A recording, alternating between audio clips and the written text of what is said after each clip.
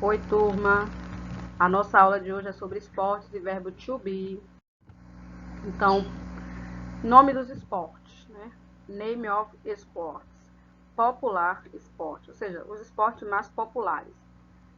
Tênis, beisebol, futebol, soccer.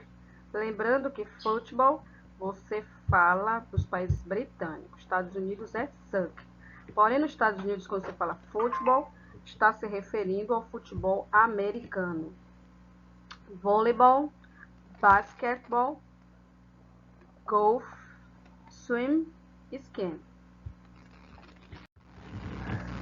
E os pronomes pessoal, né? Personal pronouns, que são I, you, he, she, it, we, you e they. I, eu, you, você, he, ele, she, ela, it, ele ou ela, geralmente usado para coisas, animais, né? Objetos. We, nós. You, vós. They, eles.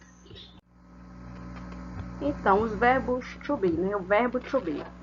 Quais são os verbos to be? Am, are, is. Né? Um exemplo do verbo to be. You are a student. Você é um estudante. He is my neighbor. Ele é meu vizinho. Então, esses são exemplos de como a gente utiliza o verbo to be. O are, né? You are. E o is, he is. Então, eu sempre vou usar am para eu, I am. Are eu vou usar para you, they, we. E o is eu uso para he, she e it. O verbo to be. O verbo to be é um dos verbos mais utilizados na língua inglesa e pode ser traduzido como ser ou estar. Não existe uma regra para saber quando ele significa ser e quando significa estar. É preciso compreender o significado da mensagem expressa como um todo, para então entender o sentido da frase, né? Então, como é que eu vou saber que é ser? Como é que eu vou saber quando é estar? Quando eu pronuncio na frase, né?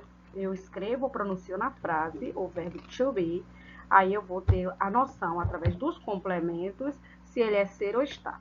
O verbo to be é classificado como verbo irregular, uma vez que não segue as regras de formação do passado simples e do particípio passado. Ele pode ser usado como verbo principal, como verbo e como verbo auxiliar de alguns tempos verbais. Como, por exemplo, I am a teacher. Eu sou uma professora. I am, né? O I, que é eu, am, que é ser ou estar, a, e teacher, professora. Então, eu sou uma professora. Nesse caso aí é ser. Eu usei no verbo ser e não estar. Já o outro exemplo é eu estou na escola, né? I am at school. Então, eu, am, estou ou ser. At school. I am at school. Eu estou na escola. Logo, nesse caso, o verbo to be ele foi usado como estar.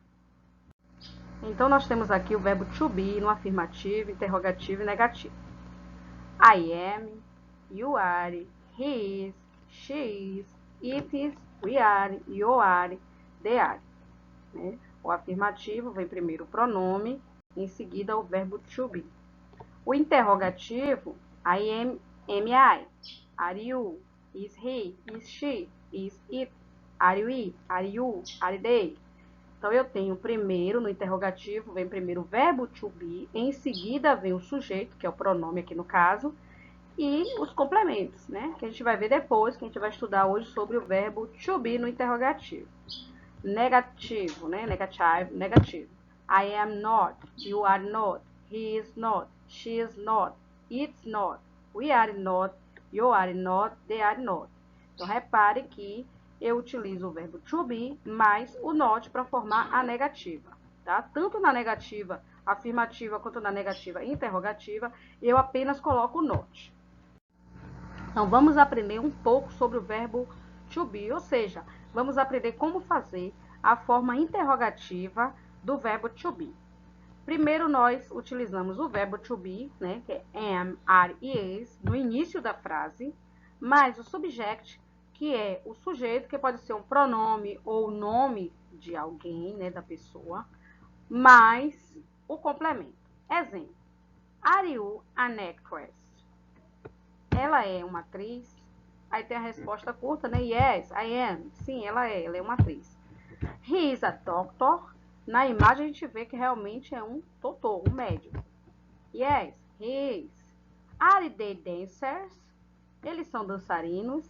No, they aren't. Ou seja, não, eles não são. Is she a engineer? No, she's not. Não é um engenheiro porque ela é uma bailarina. Are they engineers?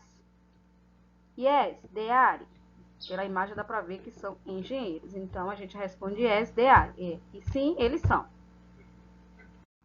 Então, meus amores, essa é a nossa aula de hoje, né? Esportes, os esportes mais populares dos Estados Unidos e também alguns países britânicos, o verbo to be e a formação do verbo to be no interrogativo, né? Na forma interrogativa, que a gente usa o verbo to be primeiro, depois o sujeito, que pode ser um pronome ou nome, né, da pessoa ou do animal, e também o complemento.